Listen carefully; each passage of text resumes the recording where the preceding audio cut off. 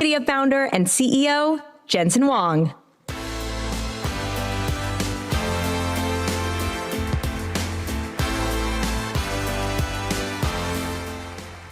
Good morning. Welcome to Quantum Day at GTC, the first of its kind. Yeah, this is going to be a very, very special event. As you know, this also, well, you might not know.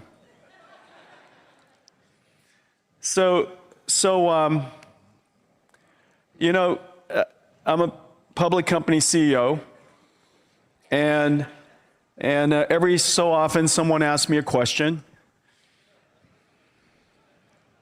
and most of the time, well, some of the time, I'm trying to lower the bar here. Some of the time, I say something right, and sometimes it comes out wrong. So what happened was somebody asked me, how long before a quantum computer will be useful?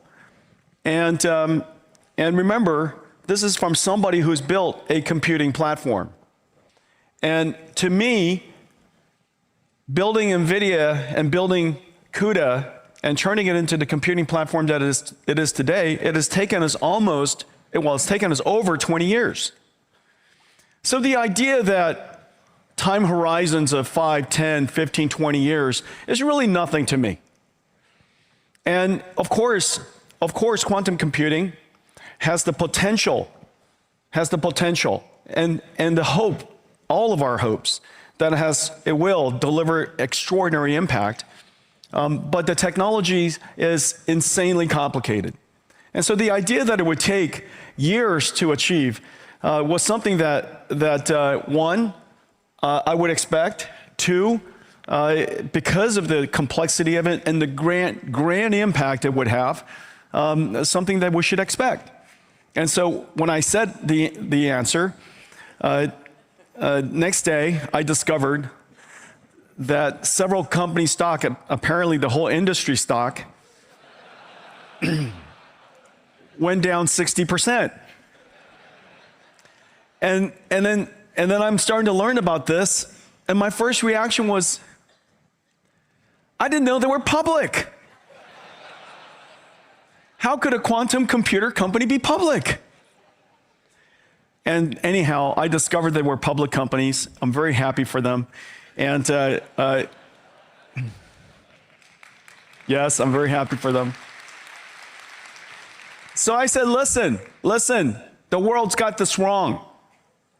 Let's invite all of those companies and more, the quantum computing industry, and to the extent that they don't bring cabbages and apples and stuff that they can throw at me, to the extent that this would be an extraordinary moment, that we can learn about the state of the art of quantum computing. There are so many different approaches: trapped ion, neutral atoms, superconducting qubits, topological qubits. You have quantum annealing, photonics. I mean, there's so many different ways of addressing this that I thought, wouldn't it be amazing if the CEOs, the technology leaders, the companies that are leading this pioneering technology were coming together for the very first time to talk about it, and of course, in the process, they could explain why I was wrong. This is going to be the first event in history where a company CEO invites all of the guests to explain why he was wrong.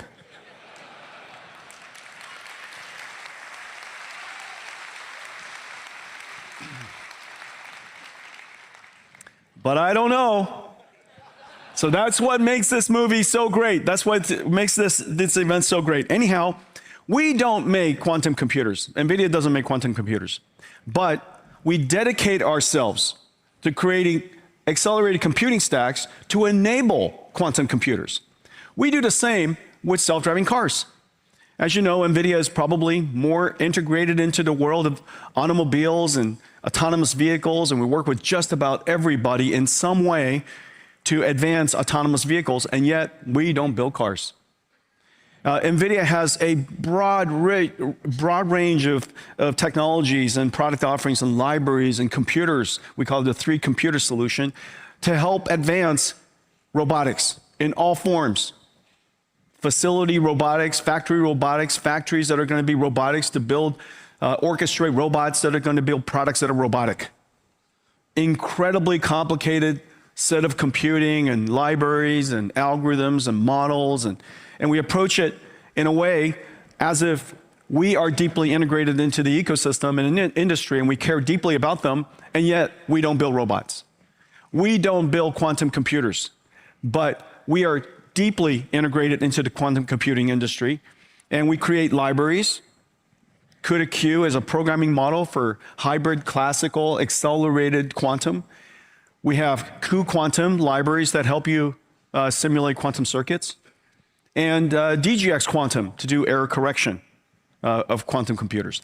We partner with them, we support them, we help them in any possible way, and but try not to say anything that trips them up every now and then. And so, anyways, we care deeply about this ecosystem, and I'm really happy to bring our partners, many of our friends. There are many that are not here, and the reason for that is because, we had to do this in 3 panels. There were so many people. The quantum computing industry, as you know, a new computing platform is not easy to create, and we didn't create CUDA computing ourselves. We created the architecture, of course, we created the computers, we dedicated ourselves to a very long roadmap of compatibility and dedication to helping developers and creating libraries and tools and evangelizing and so on and so forth. But in the final analysis, the CUDA accelerated computing ecosystem was built by all of us. That's what GTC is about. In a lot of ways, this is just the beginning of the quantum computing ecosystem, and it's really terrific to be able to celebrate it with all of our friends and partners. And so I'm going to invite many of them on stage. I just want to let you know that there were many that we couldn't, and I want to thank all of you for your partnership and your friendship, and we'll try to invite you next time. But before I do that, we're making an announcement. I'm making an announcement today that Nvidia is starting. Now, I'm saying this as if this announcement is coming as a result of. I just want to let you know that we were going to make this announcement before this. Okay, so you don't make it. The cause and effect, physics matter here. Okay, the cause and effect is, in this case, is completely unrelated. We're announcing that Nvidia we're going to open a quantum research lab in Boston. It's going to have a, yep.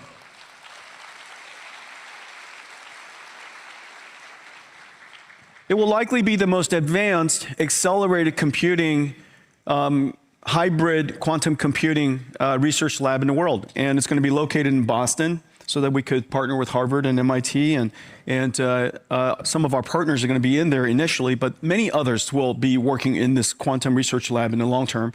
Quantinuum, Quantum Machines, and QI are going to be the inaugural partners with us to build this quantum research lab, and so I'm very happy about that, and we're going to get that going as soon as possible. And so now what I'm going to do is I'm going to introduce some of my CEO colleagues, and please join me to welcome them. Alan Baratz, D-Wave.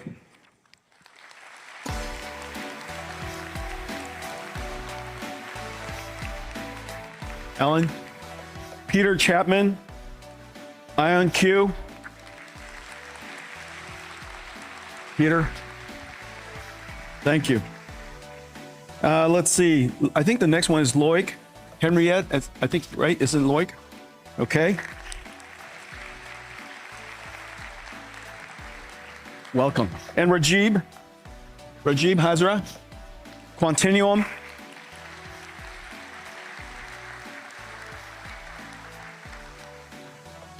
Rajib. And Subodh. Subodh, come on stage, we're getting.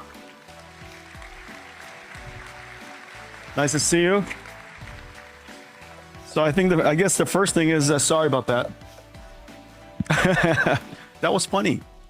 That was, for everybody. We do? Hang on a second.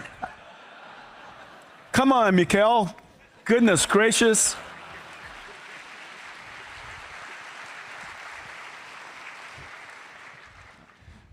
I left Kuera behind. Sorry about that. So it reminds me of a joke.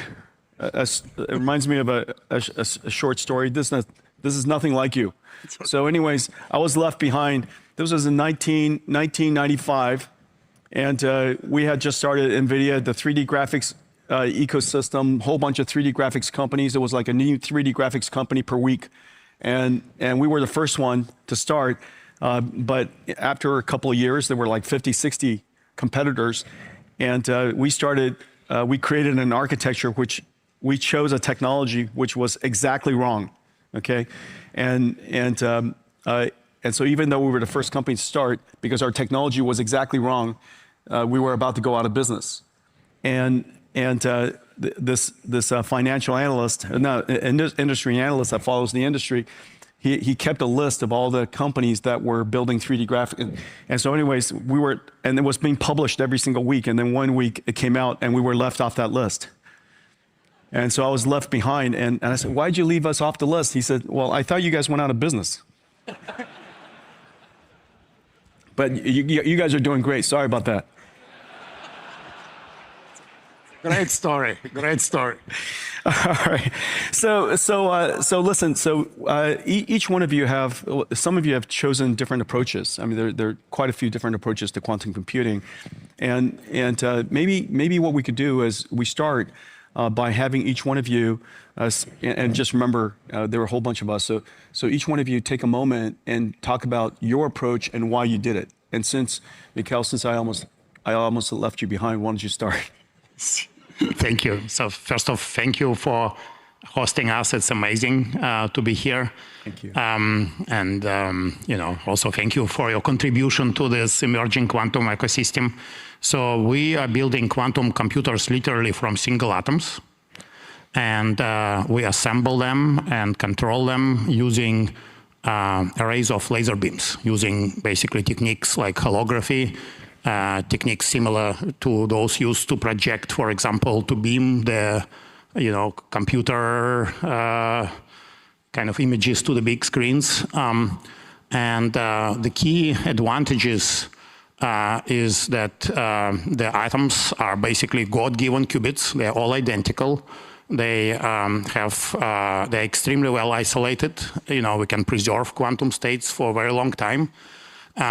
But also, we can use light, we can use lasers to control these atoms, basically position them at will and move them around, including both during the computation process itself. And in particular, it allows us to build a processor where connectivity is basically a living organism. It evolves during computation itself, and this is very special. So this allows us to build systems now which have thousands of qubits. It allows us to deploy for the first time these techniques of error correction, which you mentioned, and execute algorithms with this so-called protected logical qubits. Yeah, that's great. And this is, it's a very special approach, and we're in a very special time using this approach. Yeah. Thank you, Mikhail. Go ahead. Let's take turns. Go ahead. So thank you for the opportunity. So at Rigetti Computing, we develop superconducting gate-based quantum computers. We are based in Berkeley here, and we also have a fab in Fremont. So why superconducting gate-based quantum computing? Gate-based because that's how we know how to do the broad world of computing. That's how classical computers run. Why superconducting? That's an area where, along with us, there are many other companies, including some big companies like IBM, Google, Amazon, as well as the government of China is investing heavily in superconducting gate-based computing. The reason we like superconducting is primarily because of its advantages in scalability and gate speeds. We are using fundamentally a silicon chip, so we know how to scale up because of the leverage of semiconductor industry and 5 decades of experience there. And because we are dealing with electrons, our gate speeds are in tens of nanoseconds. And that makes it very easily compatible with the CPU, GPU ecosystem, which is the way we think quantum computing is going to come along. So we feel very good about scalability and gate speed. The challenge and Achilles heel, if you will, of superconducting quantum computing has always been fidelity. We get noise because of this intrinsically engineered devices in the chips, just like CMOS technology. And historically, that was in the low 90s and mid 90s when the qubits entangle with each other. The 2-qubit gate fidelity is what we call it. What's been exciting is in the last few months, ourselves, along with some other companies in superconducting like IBM and Google, have made some very important strides. And now we are in the 99 to 99.5% 2-qubit gate fidelity, which is comparable with the best over here with pure atoms and other areas.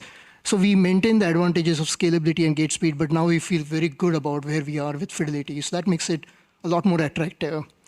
Within this space, Rigetti, we differentiate ourselves by an open modular approach. So we have designed our stack so if we find a more creative solution out there, whether it's an error correction from a company like Riverlane or CUDA-Q from Nvidia, or quantum machines for control systems, we can easily integrate that into our stack, as opposed to some other companies like IBM or Google who have designed it in a mainframe approach. We believe an open modular approach is the right way to build an ecosystem while we are in R&D. So in the overall journey, our flagship system is an 84-qubit system with 70 nanosecond gate speed. It's available to anyone on AWS and Azure right now. We believe it's one of the best. But frankly, it's not good enough yet for any practical use, as we talked about earlier. And we think we are roughly... Well, don't give up yet. Don't give up yet. Here, Rajiv, why don't you start? Thanks, Jensen, for hosting us. Yeah. So at Quantinuum, we build quantum computers using the trapped ion modality, as it's called, and a particular architectural approach called QCCD, or quantum charge coupled device. The beauty of this approach is it produces the industry's highest fidelities, 999s and beyond. And there are a lot of challenges in quantum computing, as you know. However, coherence time, scalability, fidelity, these are some of the most challenging properties. And as you're thinking about and listening to these different quantum computing approaches, just listen for those words. I think they're consistently being used anyhow, and it helps you understand the pros and cons, or the challenges and the opportunities associated with each one of the technologies. Okay, go ahead, Rajiv. So thank you for filling it in. Basically, we have the industry's highest fidelities. You asked about what's our approach to it. Our approach is to extend the QCCD architecture into higher levels of scale. So we will have 50 logical qubits, so highly reliable qubits. This year, 100 logical qubits in about 18 months, and we see a clear path to millions of qubits early in 2031, 32 timeframe. Another part of our approach is not just building the science of it.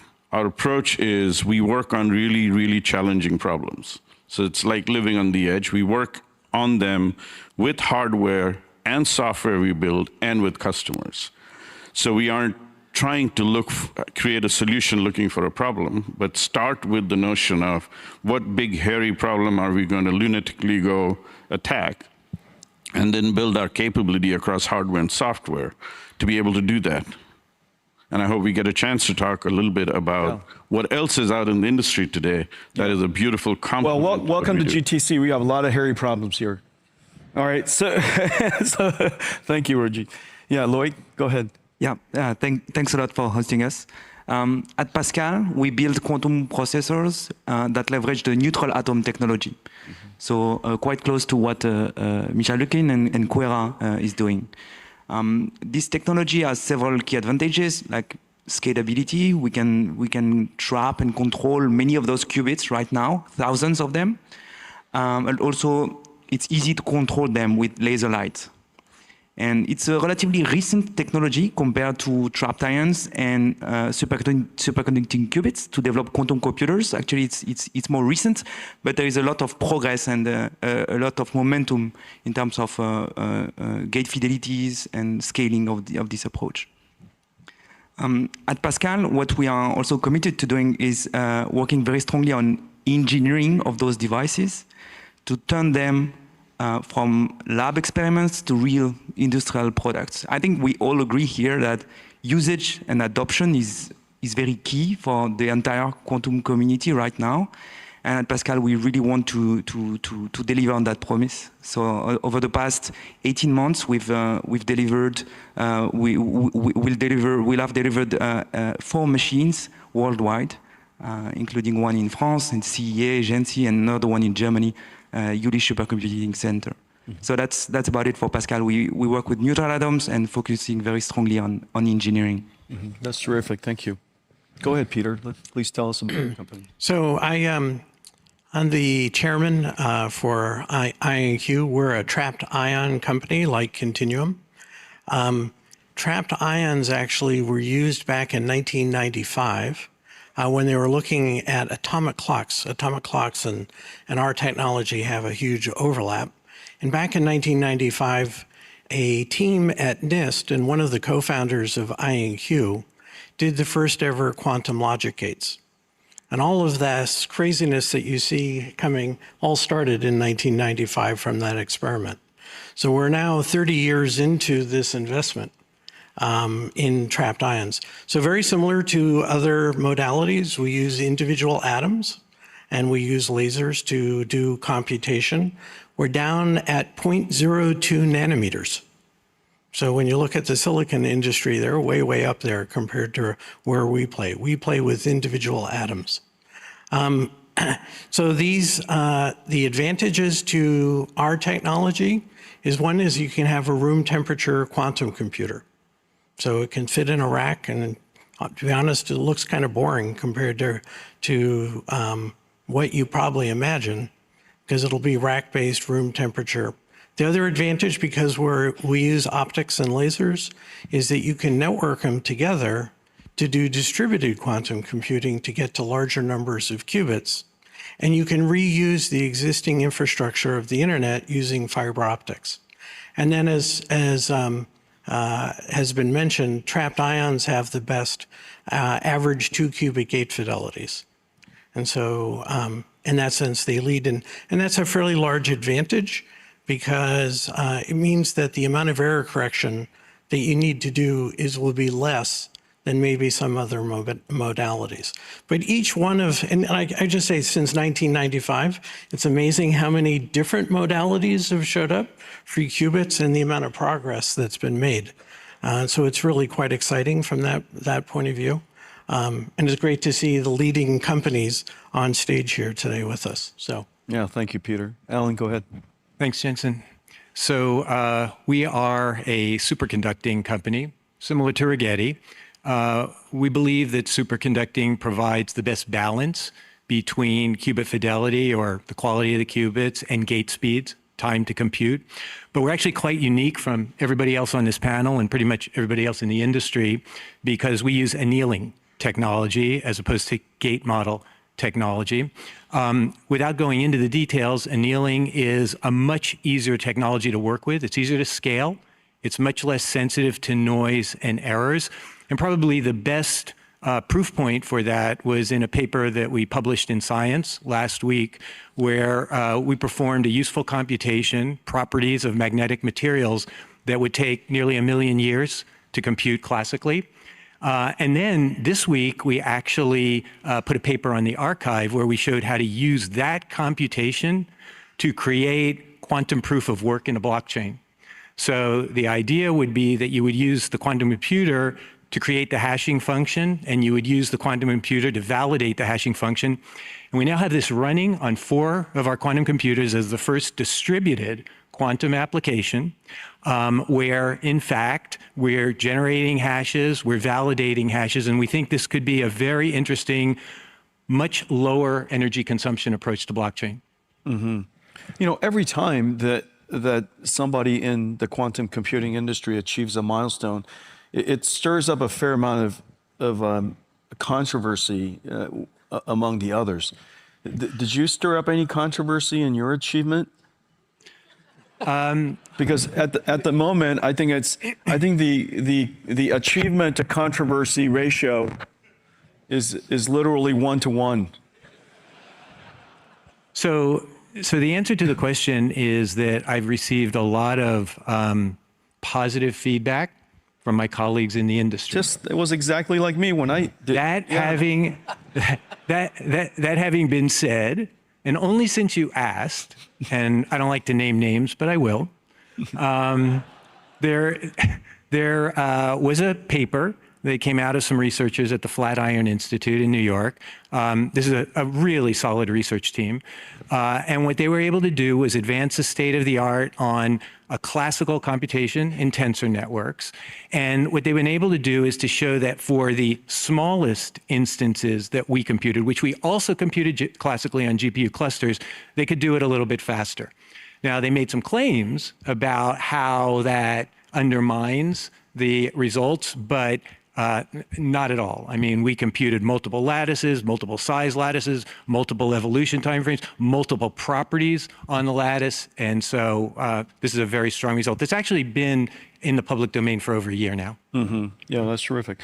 So I guess the question that stirred up a fair amount of excitement is really about, what is the definition of usefulness of quantum computing, and when do we expect that? Before we answer to when do we expect that, maybe we'll build up to it.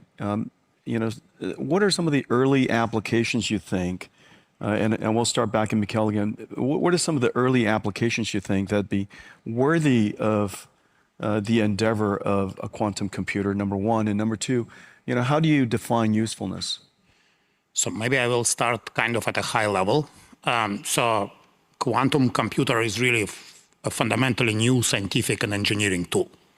And if you look at the history, of science and technology, whenever you come up with a new tool, the first thing that you use it is to really kind of advance the science and actually make scientific discoveries. And in fact, quantum computers literally allows us to go into corners of universe where we have never been. And if you go to these corners responsibly, you always find something interesting. So, and what kind of I mean by that is that I believe there is a huge potential to use the machines which are either existing already now or kind of which are being developed in the near term to really kind of advance this kind of scientific frontier and actually make new discoveries. There has been already discoveries made using quantum computers, but to be maximally honest, there were very few. And the way how many of us kind of are thinking about is that now we are in the era of this kind of quantum discovery where we can use these machines to actually really, mostly kind of exploring physics of complex systems, maybe of, related to things like also chemistry, material science. And the field is now really ripe for using these machines to kind of really to really push into this kind of science directions and really start making discoveries. Often they are things which maybe are not necessarily directly commercially relevant. For example, understanding properties of systems away from equilibrium. A lot of world around us is not in equilibrium.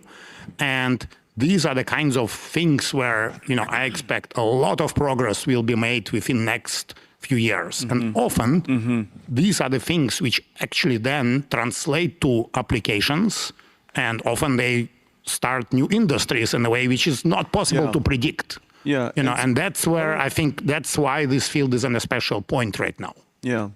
And then, so that's a trapped ion perspective. What about a superconducting perspective? It's a neutral atom perspective. Neutral atom. It's a small differentiation. Sorry. So following on what you were saying, I agreed with every area that the fundamental premise that scientific discovery is going to be taken to a new frontier. But we're seeing applications today. As I said, we kind of focus on what is the big problem for a customer or a partner we want to solve. We are seeing applications in the area of chemistry on, how do you get to new refrigerants? right, that have certain sustainable properties. How do you generate hydrogen from water more efficiently without needing platinum as a catalyst for the reaction? In biology, we are looking at how peptides bind, right? So these are very specific instances, and doing that gives us a good way to understand two things. What algorithms do you need to attack it with? And then what capability you need in the machines at a certain point in time. And you asked the question of what is the performance standard? Like, you know, I come from a classical background. You had performance per watt, then you had performance per watt per dollar. We're getting to a point where if you look at it through the lens of big problems you want to fundamentally solve with the figure of merit of either solving it more accurately or solving it more accurately and with less energy and cost, then we are getting to the point of what is your scale of computation, that's usually qubits, number of qubits, but also what fidelities and error rates you can sustain to make those qubits useful, right? I'm not saying there's a perfect ratio of those things, but they're generally leading us to say, how useful is your powerful quantum computer? And that can only be done through the lens of looking at big problems and saying, how do you solve them? With the help of a quantum computer, not necessarily replacing a classical computer with a quantum computer. Yeah, Rajiv, one of the areas that I do wonder is whether quantum computing is just simply poorly positioned. And let me take a swing at it. You know, there are so many things in industry which is built on fundamental sciences, and quantum computers, in its broadest sense, can be the ultimate instrument for understanding the basic sciences that affects that industry. However, because it was described as a quantum computer instead of a quantum instrument, people have a notion about what a computer is. You know, you should be able to run Excel super fast, and you know that every respectable computer should be able to run Crisis, the game. And so there's a common sense about what a computer is, and that's attached to memory, it's attached to network, it's got storage, it should be able to read and write, and there's a programming model associated with the computer that I wonder if it's just the wrong mental model. And as a scientific instrument, it's extraordinary, Mikhail, as you say, and that the opportunity to understand science deeper along the way is extraordinary. But to position it as a computer per se, and to hold it to the standards of a computer per se, that we all understand, you know, what is. You know, I wonder if that could be a reframing and allows this entire industry to be much further along, frankly, in that reframing as a scientific instrument for very important industries.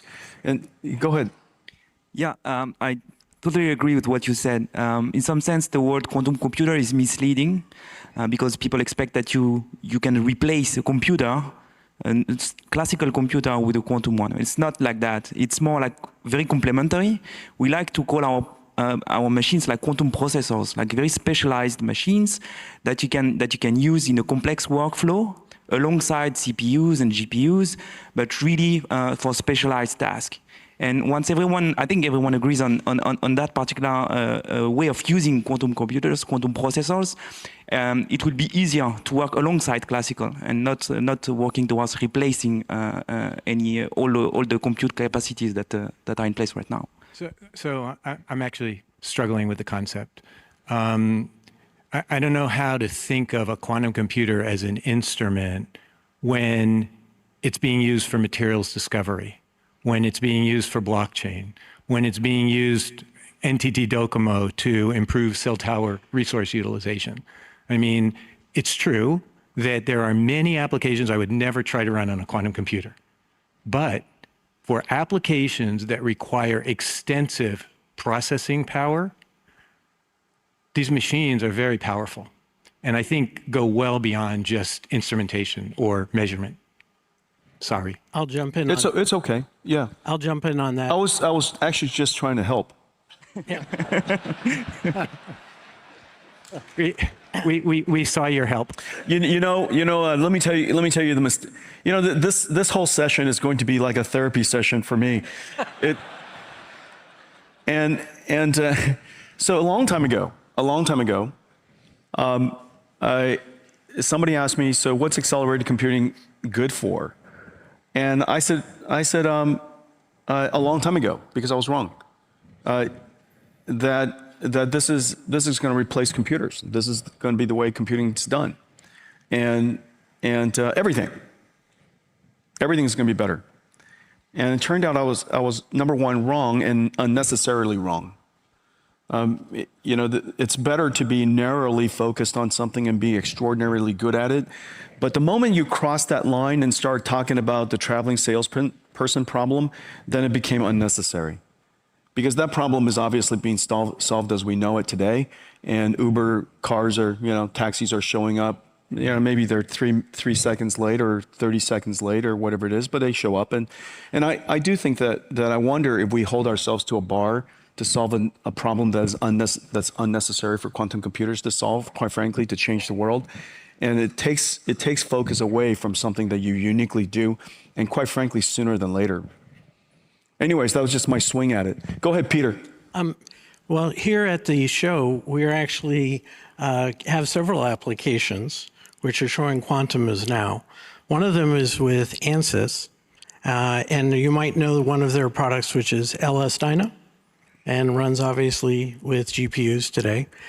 We announced that we've integrated our quantum computers with LS-DYNA, and a 12% increase in performance in modeling a blood pump. And so this is the first time actually quantum with production software. We also announced with Nvidia, AWS, and AstraZeneca a 20x improvement in a chemistry application.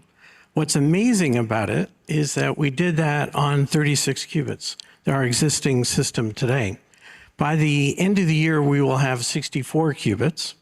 Every time you add a qubit, you double the computational power. So that's 2 to the 28 increase in a single generation of chip, which is roughly 260 million times more powerful. So by the end of the year, one would expect for things like LS-DYNA and for chemistry applications to suddenly have huge performance increases. And so we're working right now on these applications, which, to be honest, probably all of you use, to now be able to have significant impact using a quantum computer. I do think that your statement about 10 years is, we think of ourselves as like 10 years, where you were 10 years ago. We hope that obviously 10 years from now, we'll be up there with Nvidia as well in a rarefied club. So, but it does take a long time to go from, it's kind of a startup to where you are today. And it's completely fine to sit down and say for the computer industry, for the quantum industry, it's going to be another 10 to 15 years to get to where Nvidia and all the other giants are. It's just not going to start then. It's starting today. You're going to be much, much larger than Nvidia. There's no. We're going to be a relic of the past. All right. So if it seems like one of the things that's really interesting is that there are so many different approaches to quantum computing, and it is so diverse in its approaches. Why is it that this industry doesn't quickly discover a more promising approach as you see each other's work, and naturally, through evolution, people select the best approach, and then everybody started to advance the whole industry in a unified way much more quickly. As I observe this industry, it's surprisingly diverse, and there's thousands of flowers blooming. When does it become a garden? I'll just say actually, if you look across us today, there's a number of people you heard are using individual atoms, lasers, and all the rest.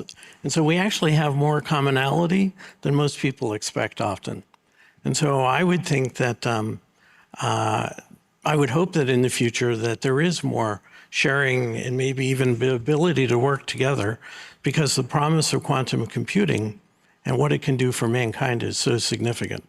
It's actually larger than any one of the companies that are here sitting on stage today. And so, I think that mankind has a whole range of significant problems to be worked out, and we need quantum computing to be able to solve it. So we're still obviously new ways to be able to build qubits are being found every day. But I think that over the next couple of years, we will start to coalesce to probably 2, maybe 3 different approaches. And some of us will probably come together because we do share basically the underlying technology. And so it makes sense. In many of the problems that you've described, the precise answer is not exactly known because, as you know, fluids are quite chaotic and hard to know exactly what the right answer is. And in those kind of examples, using AI for emulation can give you, tens of thousands of X speed up, orders of magnitude speed up from where we are today with principal solvers. How do you guys think through that? What is the point of solving that problem when classical still has orders of magnitude of progress in the next couple of years ahead of it? Well, there's orders of magnitude of progress, but at the same time, there are problems that are just, impossible to solve classically today. There are problems in the area of drug discovery. There are problems in the area of global weather modeling, but even just the application that I shared, which is the basis of our paper a week ago, which is computing properties of materials. We use Frontier, which is basically one of your systems, massively parallel supercomputer at Oak Ridge National Lab, and would take millions of years to perform the computation. So the point is, there are still hard computational problems that are out of the reach of classical. And AI isn't going to address those problems either. They're just out of the reach of classical. Right, exactly. Go ahead, Rajiv. So I'd like to make, go ahead. Sorry. Go ahead. Actually, it's interesting that it took us 30 minutes to get to AI, but from our point of view, where we see it quite interestingly is, and it's an extension to your question on whether we should call it a computer or not, is these quantum devices or tools or instruments, as you call them, are expanding the ability for us to access data to train these AI engines that previously was not possible. So if you're going to solve a chemistry problem, today, humankind's max ability is defined by things like density function theory or other approximations to the quantum space, the world of that information that we haven't had. That's like, to me, trying to train autonomous vehicles by giving them city grids of 500 feet squared and not having the detail of lanes or other things. So what we see is this concept of, computer brings in, I have a computer A versus a computer B. So A must run the thing faster than B for it to be better, at least technically, till you tell them what the price of the A is. We don't see it that way. We see it as what can A and B do. If A is established classical, well-honed frontier models, how are we training those models? And are we enabling those models with the data so it can now continue to be agentic and continue to reason and continue to do things that otherwise we'd be pulled in back to do, right? And we call that Gen, not AI, Gen Q AI, and that's kind of breaks the paradigm of a computer competing with another computer. It's two computers now working together, two completely different ways, but they are input-output for each other. The output of the quantum computer is the input into these LLMs and the training methodologies, so you can have LLMs that actually understand things like ground state energy and ground state configurations of molecules, so you can then use them to start doing perturbation theory on, well, is this molecule going to last inside my body and deliver the drug at the right kinetic, paradigm or not?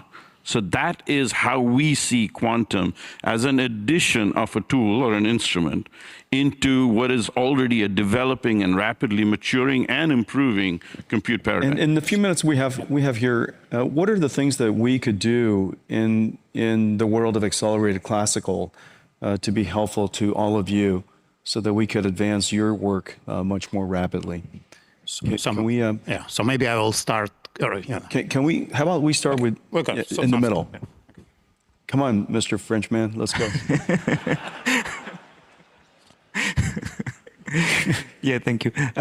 Yeah, I guess it's very important, as was said earlier, to couple as best as possible the various compute modalities like classical and quantum. For the moment, it's not really a matter of bandwidth or really being able to collocate to be able to do things fast, because we're not there yet. It's not the pressing paradigm. At some point it will be a problem, but not now. Now it's really about identifying the key problems, the key domains on which we can collaborate and leverage the best of both worlds. And I fully agree with what you said about actually using a quantum computer, a quantum processor, to process and to create data on a problem which is in itself quantum, that classical struggles with naturally. And then use that advantage, natural advantage, in a workflow that is larger with the CPUs and GPUs, and couple that quite well at the software level. I was just going to say, we use your GPUs to design our chips, to often do co-simulation to make sure that the quantum computers are working. It's when we look to the future for quantum computing, it's going to be a set of classical systems sitting right next to a quantum computer. And the two of them are going back and forth. And so it isn't something where one is replacing the other, they're working together. And then if you look at the same things that are doing today, you know, we're applying machine learning to be able to figure out how to build optimization, not only for the quantum computers itself and how they run. So it is already a synergistic relationship between classical computing and the strange thing is our quantum computers are almost entirely classical, right? The only quantum part happens to be a little chip and a couple of atoms at the center. The rest of it is entirely classical. So it isn't going to replace. I wouldn't short any Nvidia stock at the end of this. So I think you have a strong position going forward. But I would expect that in the future it will be a QPU, a GPU, and a CPU all working together to be able to solve. In fact, if I could just add a little something there. I think so first of all, you probably observe that NVIDIA accelerated computing is the largest volume parallel computer the world's ever seen, and yet we don't call it a parallel computer. For that very reason, a long time ago there was an industry called parallel computing, and it was opposed to sequential computing. And the mistake of that approach, the mistake of that positioning, is in fact, you know, Amdahl's law doesn't work that way, and there's no reason to replace something that does an incredibly good job. You should add to it and ride the wave of the momentum that's been created for it. And so that's why we decided to call it an accelerated computing, but it's still a computer. And that really revolutionized how people thought about us and how we thought about ourselves and how we thought about our work. And I think the idea that this is a quantum computing industry or a quantum computer is less good than a quantum processor that's going to make every computer better. And so anyhow, go ahead, Rajiv. No, excuse me. I was going to say that some of the paradigms have to change in the way we are thinking about quantum processing or quantum computing. Some people have observed that think of a human brain and how it works. And that's closer to a quantum computer than our conventional thinking of HPC and how HPC should be integrating with quantum computers. We are dealing with analog inputs, we are dealing with analog outputs, we are dealing with simultaneous multiple variables at the same time, exactly like the way human brain and our neurons work. So fundamentally, we may be limiting ourselves by thinking of quantum computing in the context of classical computing, and may have to start thinking broader and say, what are the kinds of things we could potentially envision when a quantum computer is brought in conjunction with HPC? And to your question, how can we accelerate quantum computing development with HPCs? At the same time, how can quantum computing help Gen AI get to AGI? Those are some of the trickier things that we could use quantum computer for. Yeah. Well, this is going to be the beginning of a great conversation for the industry, and it's a great pleasure for me to host all of you. And this is just the first of many in our series, and I'm looking forward to. Mikhail wants to finish. Maybe you already. Yes. Yeah. Go ahead. Finish. Yeah. So I think it's like these are all great examples, and I want to go back to kind of the point I made before. And so basically, quantum computer, in a sense of like computation, is not a hammer. It's like a scalpel.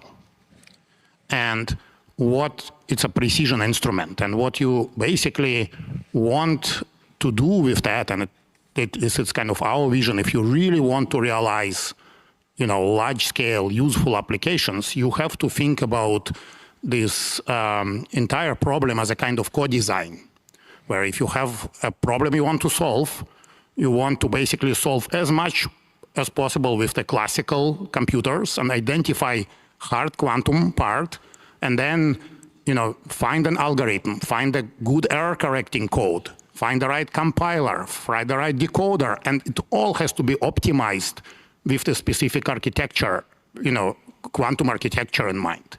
And in all of this process, what you want to do, you want to basically outsource as much as possible, at least at this time, to a classical part. And this could be CPUs, GPUs, depending on what you want to do. And of course, at the end, you want to use an output of the quantum data indeed to train your models and improve them. That's how we see the real value of quantum computers emerging in the next couple of years. That's surely one very productive use case. Yeah, thank you, guys.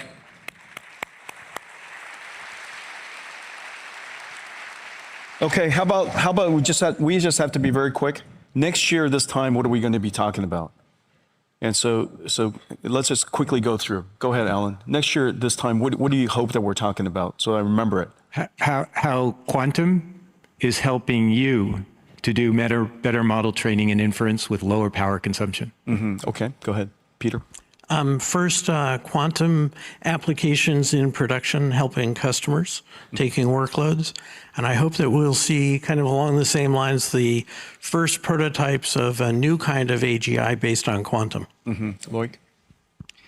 Talking about the learnings that we got from all the usage of all the computers, the processors that are being deployed today in the field. Mm-hmm. Yeah, Rajiv. I agree with the previous speaker's theme on we will see in the next year first real tangible use cases of an AI agent working in conjunction with a quantum computer, doing things it couldn't have otherwise done before are done with tremendous amount of trial and error. Mm-hmm. Mm-hmm. Okay, Subodh? I hope a year from now, we are at a point where there's a little less skepticism about quantum computing, and we start talking about how exactly will it be valuable in a data center, and we can show some real life cases. Mm-hmm. Mm-hmm. So it will be different. So what I want to see is 10 new scientific discoveries in physics, chemistry, and biology, and maybe other areas which would be delivered by the quantum machine. Well, guys, let's go make it happen. All right, guys. Thank you. Thank you. Thank you. All right, our second panel. Thank you. Thank you, guys. Either way. Don't worry. Yep, don't worry. Okay, our second, thank you very much, Rajiv. Our second group, Ben Bloom from Atom Computing, Neutral Atom Qubits. Go ahead, Ben, come on in. Hey, Ben, I'll shake all your hands in a moment. Matthew Kinsella, CEO of Inflection, Neutral Atom Qubits. Hey, Ben, thank you. Thanks for coming. John Levy from Seek, superconducting qubits. Hey, man, nice to see you. Tho Pernin, CEO of Alice and Bob. Alice and Bob. You have the good pleasure of having to explain the nature of your company name to all of the non-quantum people for the rest of your life. Alice and Bob. Okay, QCI, Rob Shokoff, supercomputing qubits. Nice to see you. And then Psi Quantum's Pete Schulbot, single photon qubits. Hey, how's it going, Pete? Yeah, sit down, sit down. And so very quickly, how about let's go through again. Let's start from this side. And what is your approach and why'd you choose it? Yeah, so my name is Ben Bloom. I'm one of the founders of Atom Computing. We build quantum computers with neutral atoms. You heard a little bit about neutral atoms earlier, so I'll reiterate some of the good points and hide some of the bad ones. But generally, we can make very, very large numbers of qubits. So we're one of the first companies to breach 1,000 qubits, and we can do this with very, very high fidelity. So we can also do operations with these qubits that are just very, very, very coherent. And it also allows us to do things like have all-to-all connectivity, which allows for a variety of quantum error correcting codes and applications to be run on the system. Yeah. Go ahead. First of all, thanks for having us, Jensen. Yeah, it's great to see you guys. Guys, it's great to be up here with you. This is going to be fun. At Inflection, we are actually also building our quantum computers using neutral atoms, and I think Ben did a great job explaining that, and as did folks on the last panel. So I'll just say that neutral atoms are a highly flexible technology, and that's because they take place entirely at room temperature. And so because we don't need a freezer, you can actually shrink, you can cost down, and you can field deploy this technology. And so what we do, I actually brought a prop here, is we can trap our qubits in these ultra-high vacuum cells, and then they're atoms. These qubits are atoms, and then we can arrange them and do interesting things with them with lasers. And we think, as I think Misha said in the first panel, atoms are nature's perfect qubits, but they're also nature's perfect clocks and nature's perfect sensors. And so we actually point this core atom technology at those three areas: clocks, sensors, and computers. And you can think of them as sort of a continuum of complexity on what you can do with neutral atoms, with computing being the most complex and clocks being the least complex. And we're following a tried and true monetization and market development strategy of monetizing those areas where we actually have true quantum advantage today, like clocks and sensors, and using those learnings, because there's a lot of leverage, all the underlying components are the same, those learnings and those gross profit dollars to help us push the limits and get to ultimately quantum advantage in the computing world. Mm-hmm. And so that's what we do, and we are doing interesting things in the computer alongside your fantastic quantum team, Jensen, Sam, Elisa, and Jinsung and others. So yeah, appreciate that. Thank you very much. Thanks, Matt. Yeah, go ahead. So I'm John Levy, the CEO of Seek. Seek stands for Scalable Energy Efficient Quantum Computing. And what we've heard today is that there are multiple ways of building quantum computers with different kinds of qubits. But what we also know is qubits alone don't build a full stack computer. You need to be able to do readout, control, multiplexing, reset, error correction, GPU integration, the full stack.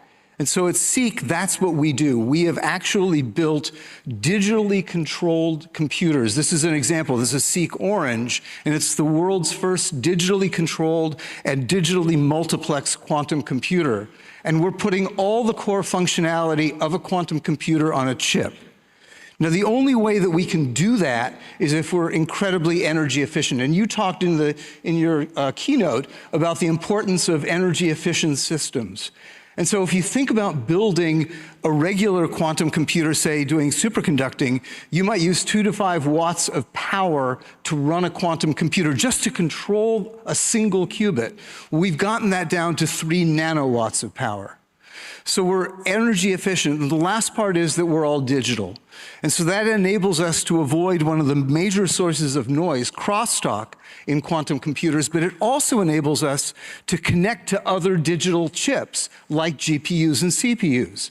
So our notion is to create a platform for heterogeneous compute, where we basically take this idea you were saying in the previous panel about computing and accelerated computing. And we think that the way to accelerate computing is to seamlessly integrate, the way you've done it with NVLink and a GPU and a CPU, a QPU. And that's the infrastructure we're building. Yeah, that's terrific. Thank you. Yeah, Tio. Yeah, thank you. Yeah. Thanks, Sean. So at Alice and Bob, we're superconducting chip designers. Now, we design superior superconducting qubits for error correction. And in quantum, error correction is all you need. So our technology, the CAT qubit, has a first layer of error correction directly built within the qubit. And it's so powerful, so hardware efficient, it slashes the number of required qubit for impact by up to 200-fold. Think about it for a minute. That's not only reducing the cost and complexity of the system, it's shortening the timeline significantly. If you think of it as in terms of Moore's law, it's nearly a decade of head start we're getting. And so at Alice and Bob's, this is how we're turning decades into years. Mm-hmm. Yeah, that's terrific. Hi, yeah, thanks for having us, Jensen. This is really a fun event. So I'm Rob Scholkoff. I'm one of the founders and chief scientist of Quantum Circuits, which is in New Haven, Connecticut. We're a spin out from Yale University, where a lot of the superconducting folks were trained and some of the main ideas came from. And I'm glad, Tio, you brought up the issue of error correction. I think that's a good thing to talk about. At Quantum Circuits, we believe error correction is the key to obtaining useful quantum computations. And we actually have a bit of a different take. It's somewhat similar to what Alice and Bob is pursuing, but our mantra is correct first, then scale. So we don't want to make machines with millions of very noisy qubits and then try and figure out how to program those or how to build the error correction as a software layer on top. What we're doing is we're have a new paradigm within superconducting circuits. It's a thing called the dual rail qubit, and that's got essentially error detection built in at the hardware level. And so that's got a couple of advantages. We get all the speed and scalability of superconducting devices, but now we're starting to see performance that rivals the ions and the atoms, and that's trying to sort of square the circle and have the advantages of both of these different types of technologies. And so, we think that enhanced fidelity we can get by detecting the errors is going to get us to use cases in the near term that are interesting, especially for this kind of scientific discovery that was mentioned in the previous panel.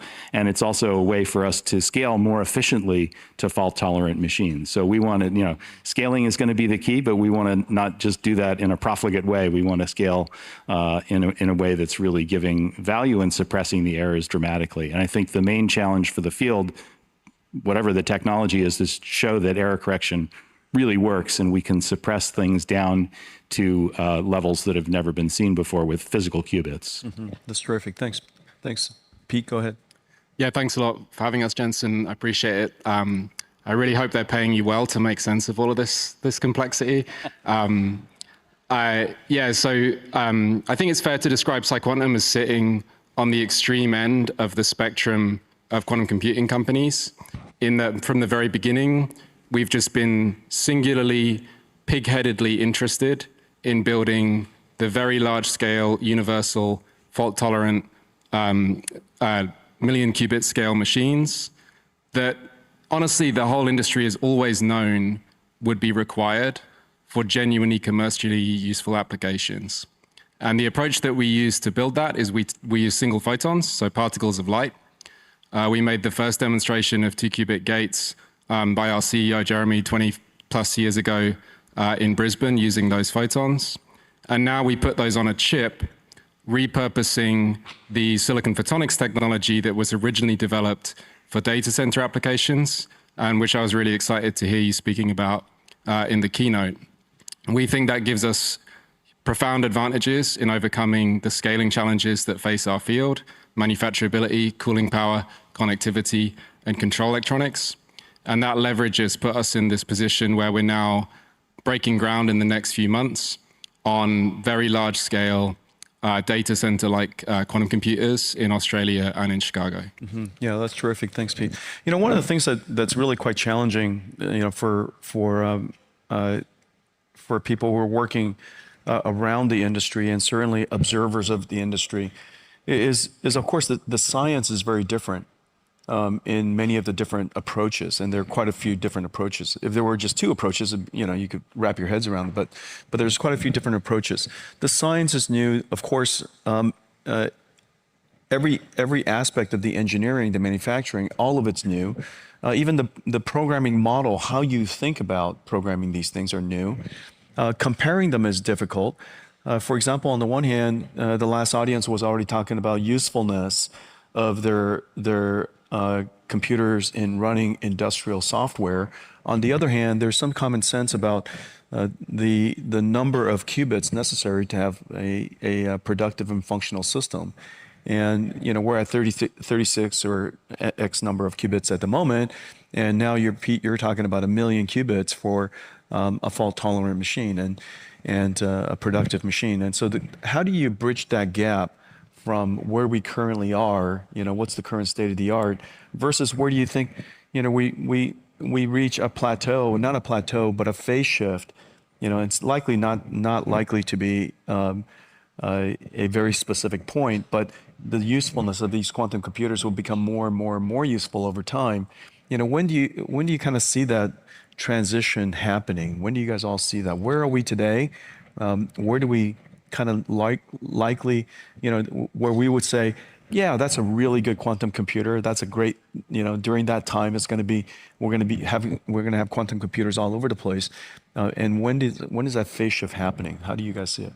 Well, I think that it's really important to just keep scaling. I think that Pete's probably right, that some of the biggest problems you have to work on that are actually going to change the world are going to require millions of qubits. And so you have to make sure that you are scaling your quantum computer really, really fast. We don't want Moore's law scaling of factors of 2 or √2. We want factors of 10, and we want it every few years, and that's what we do at Atom Computing. I think that, in the end, there are people who are using quantum computers now, who are making progress, who are finding useful problems. But I think when you talk about utility scale, these things that are going to change the world, you have to get to 1 million. I think it's important also, Jensen, to define terms too, because there's, not to confuse things, there's physical qubits and then there's error-corrected logical qubits. And error-corrected logical qubits are really the key to the kingdom here. And so the ratio of physical qubits to error-corrected logical qubits, it once was thought to be 10,000 to 1. It's probably closer to 100 to 1 or now. So you're going to need multiples the number of physical qubits and then run error correction software on those to get those logical qubits you need. But I think to answer your question, the consensus is around 100 logical qubits. You can start to do interesting things with quantum computers that classical computers can't yet do. Mm-hmm. Mm-hmm. I mean, it's interesting to think about how to scale these quantum computers because, for example, there was a really wonderful paper that Google did in late November around error correction. And if you looked at the Willow chip and the setup, it was really a great demonstration of doing error correction. It also, each qubit, if I'm not mistaken, required 5 separate cables. And if you think about trying to scale a system with 1 million qubits, I mean, are you going to really have 5 million cables? So I'm using this as an example because there are so many things like that in quantum computing that we need to solve. So we're solving that by doing, multiplexing and by doing chip-to-chip integration so that we can solve that problem. But it's one of 1,000 engineering problems. And so it's really a pick-and-shovel approach to taking each one of those and trying to solve them. And we can't just solve one of those problems. We have to take a comprehensive view and solve them all. And I think there's probably broad agreement that unless we can figure out how to build quantum computers on a chip, we're never going to get there. Mm-hmm. So that's the kind of, I think, major goal is to scale on a chip. Mm-hmm. Yeah, Theo. Yeah, I think the academic community has it figured out pretty straightforward. It's 100 logical qubits, as you mentioned, with error rates remaining, 1 per million at most, because logical qubits are not completely error-free. I mean, your classical transistors still, from time to time, happen to make an error. Now, the thing is, not every physical qubit is born equal, and so the size, the complexity of your system to get to 100 logical qubits might vary a lot from one platform to the other, from hundreds of thousands of physical qubits on some modalities to just a couple of thousand on others. And to answer your timeline, when does this shift happen? I think it's by the end of this decade for sure, so 2030. And this is where you see the inflection of the exponential power. Because, you know, an exponential curve, you zoom out, it's dead flat, and then it's a hard wall. So we're in this inflection, or just the beginning, and by 2030, you'll feel the wall climb. Mm-hmm. That's terrific. Yeah, go. Yeah, it's an interesting question. I think, you know, it's a bit of a fallacy that quantum computing is going to be like in development and then there'll be a flip of a switch and it's everywhere and solving all the world's problems.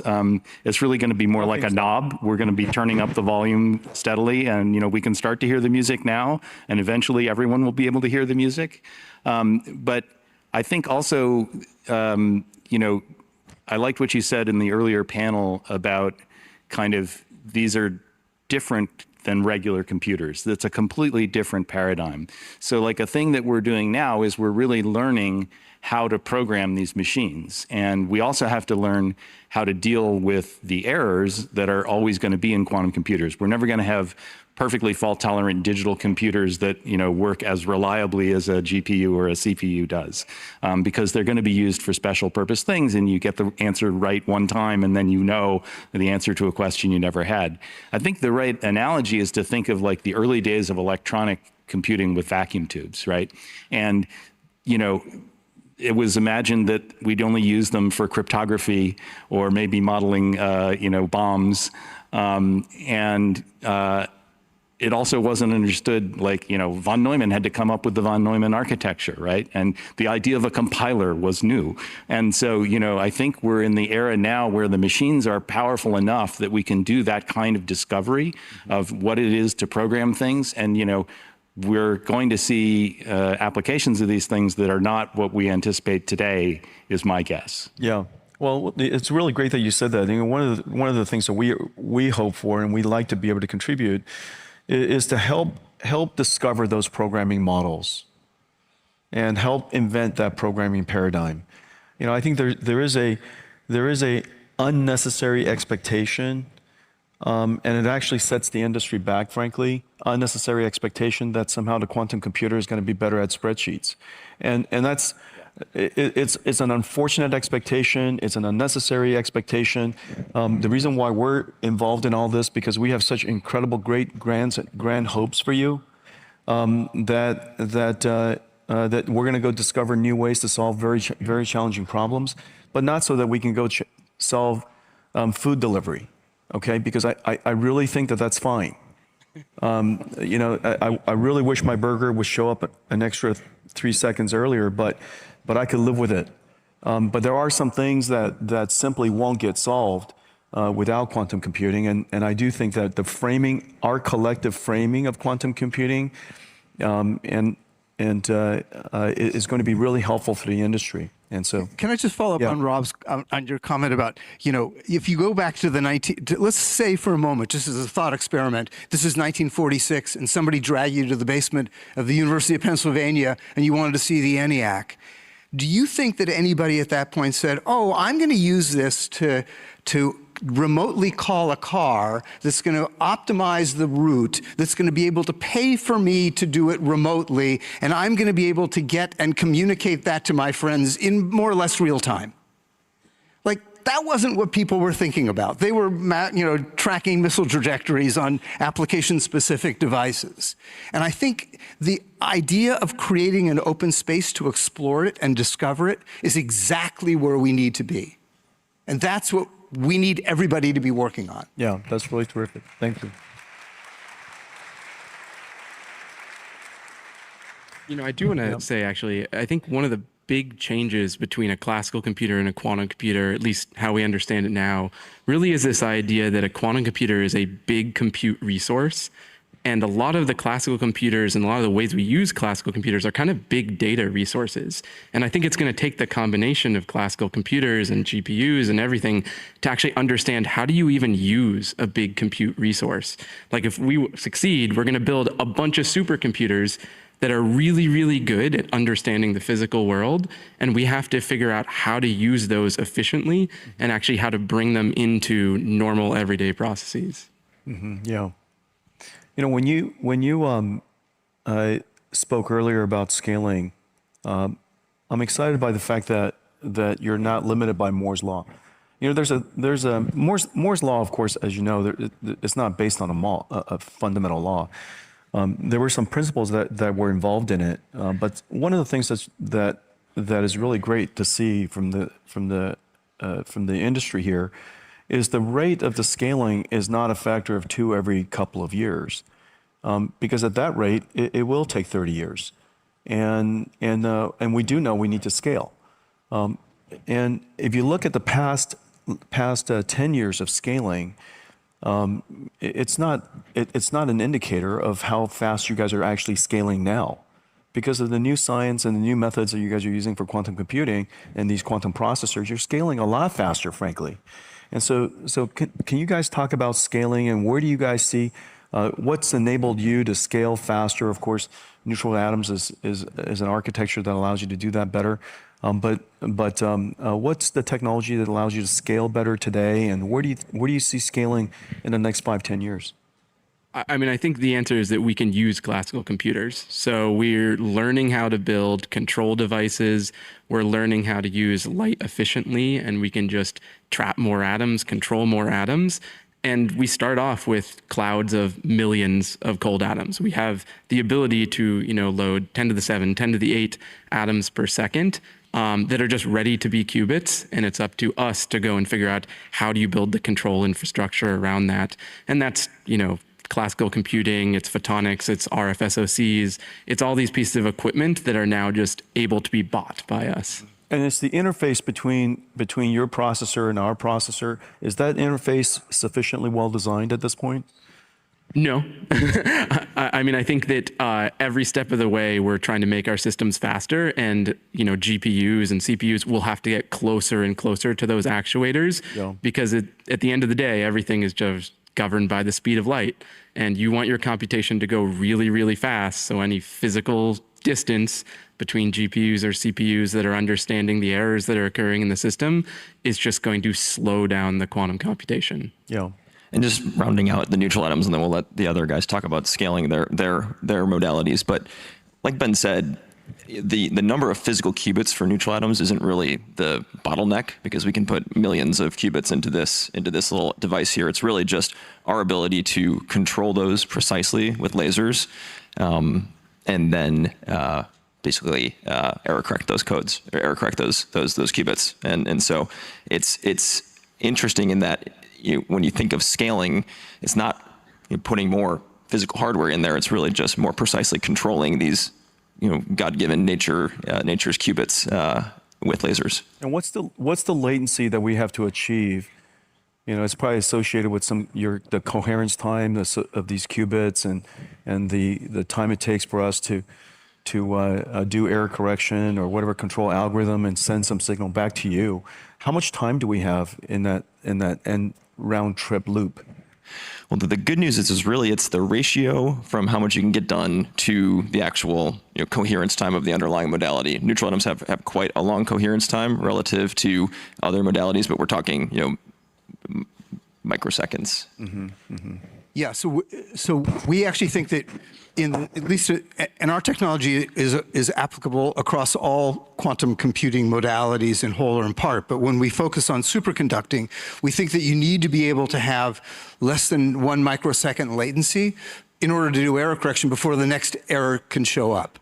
And so our goal in the in our ability to connect to GPUs and to your GPUs is to get to the sort of 500 to 800 nanosecond range, so that we can actually take advantage of using a GPU for global error correction. So we think we can parse it by doing some on chip, some with a pre-decoder operating maybe at 100 millikelvin or a Kelvin, and then do the rest with a GPU doing global error correction. But again, we have to, that latency question is really, really critical to being able to do that on a timely basis before the next error shows up. Yeah, milliseconds is easy. Microseconds is challenging. Nanoseconds is hard. And so that's kind of... So we're already... Yeah, so we're in the hard space. Yeah, exactly. That's okay. That's okay. We like hard. Yeah, so the goal, again, is like, again, 500 to 800 nanoseconds is really our goal. Yeah. It's not just about latency, by the way. It's also about throughput, because if you have a large error-corrected computer, you have a pretty big stream of results coming back telling you where the qubits went wrong, how you have to adapt your algorithm to steer it back to the correct answer. And that's a multi-scale problem, so you probably have to do some amount of classical compute with very tight latency, and then there'll be more complicated computations that you have a little bit more time because you're doing multiple rounds of error correction. Yeah. So this is a very interesting thing to explore, and I'm sure that very hard. Error correction is a very hard problem. Throughput doesn't scare me. Latency and throughput requirements together scare me, and well, it's exciting. I mean, an essential thing for any of these modalities to really work and to scale is going to be to build the special purpose classical computer that is the control system and drives it and does all this magic of error correction. This alone right here, this control loop, error correction control loop right here is a really exciting computer science problem. And this is an area that I hope all of us together can make some real breakthroughs in the next several years. As everybody knows, throughput, independent of latency, is not an extraordinary hard problem. Latency, independent of throughput, is not an extraordinary hard problem. The two of them combined is an extremely hard problem. And in fact, I was talking about it in my keynote. I mean, this is large-scale inference of AI is a problem kind of like that, especially when you want to interact with the AI. But go ahead, Pete. Yeah, Jens, I think more than one of us on this stage has got themselves in trouble by making comments on timelines, of course, and found ourselves in difficult positions and so on. But I really appreciated the other piece of your quote, which went missing, which was that we got to scale up by 100,000x, by 5 orders of magnitude. And I think in our field, of course, that is really hard. And in our field, unfortunately, I think there is a lot of wishful thinking from people desperately, and I understand, I'm sympathetic, desperately hoping that we can make the machine useful before it's useful. But you have to scale up by about 100,000x, and it's natural to say that that's a multi-decade exercise for human beings. It feels that way in the dead of night. But you of course, have extraordinary demonstrations that it doesn't have to be a multi-decade exercise. XAI, Colossus, they built a 100,000 GPU cluster, famously, in 112 days. How did they do that? What miracle did they deploy to get that done? The answer is the $1 trillion in 50 years that has gone into the semiconductor industry. And I came back a couple of days ago from Global Foundries. I've been raging about the insane leverage that we can access there for 8 years without ever having actually stepped inside the fab. And I was extremely lucky to get in there a couple of days ago.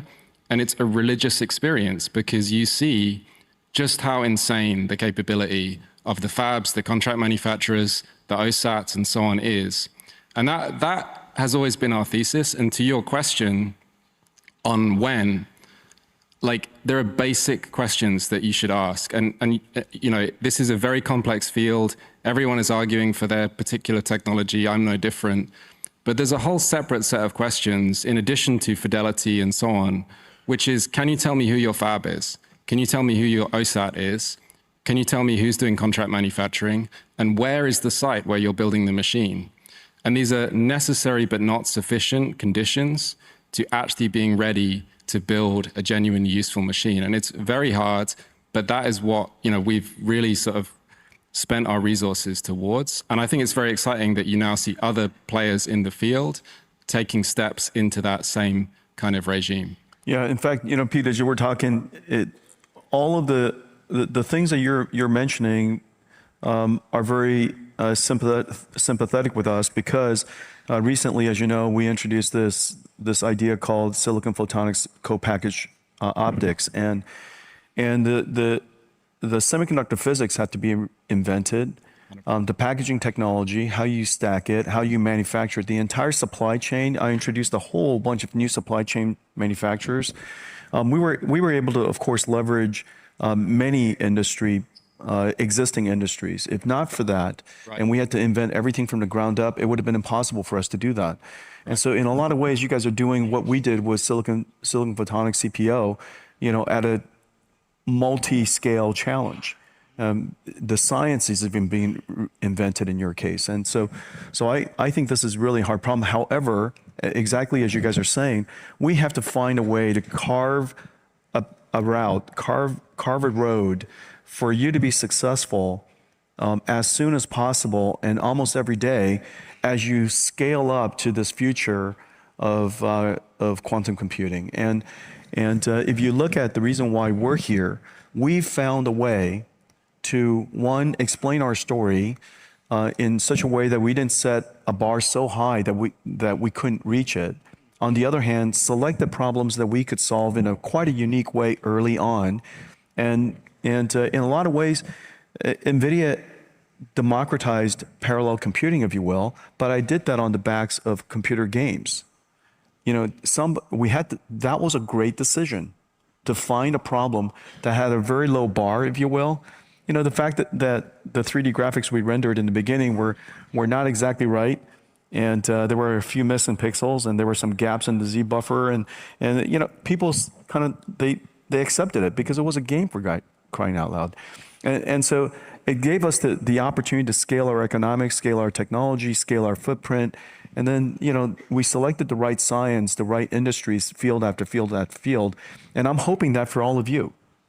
That we shouldn't be held to a standard of computing, which, as you know, is quite high.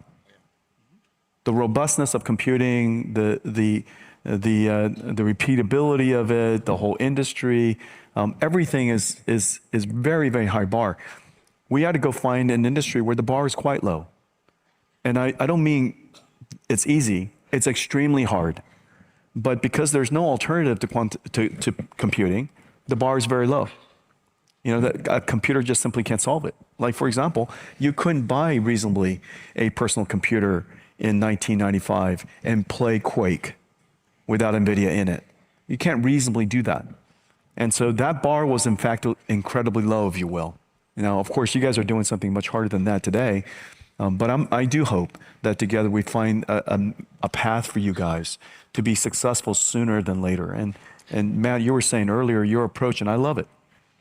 Well, we honestly took a lot of inspiration from you. Find the markets where you can provide true commercial advantage and address those, get feedback from the market, learn how to fulfill customer expectations, and then find the next one. And with neutral atoms, we're very lucky in that they are flexible, where we can, and we do have 3 orders of magnitude improvement over current standards in timekeeping and sensors, which are very large markets in and of themselves. But using that, if we say, timekeeping was your gaming market, maybe. That's right.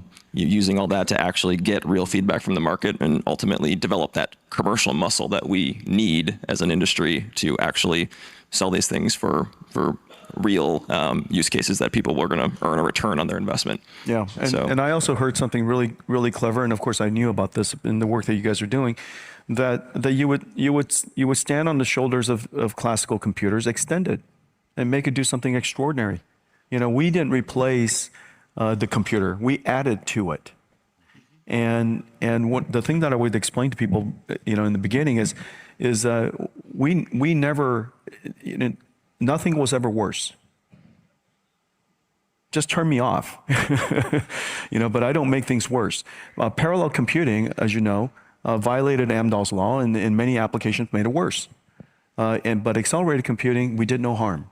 And one of the things that I really like, by adding these two, GPUs was added to CPUs, and QPUs could be added to CPUs and GPUs. You keep adding something, and you make that computer more and more special, more and more capable. And so, I mean, it's interesting that there are people who are now talking about, and even whole conferences around quantum AI. And the idea of tightly integrating a QPU into a GPU and a CPU creates that opportunity. So let's explore the space. Yeah. Right? Yeah. Yeah. Go ahead, Pete. Yeah. So I think, I very much agree with that sentiment. There is a caveat that I think that I hope you won't mind me adding, which is that we love to talk about this idea that conventional computers are integrated with quantum computers, and we absolutely believe in that. There will need to be a large conventional supercomputer, GPU cluster, whatever, preparing Hamiltonians, preparing input to the machine. But when we talk about this, there's a very seductive idea, which is that the whole will be greater than the sum of the parts. And that idea leads to an interpretation that we don't need a good quantum computer. That we can take a not very good quantum computer, plug it into a big, as you say, insanely high performance conventional computer, and that the whole will somehow be greater than the sum of the parts.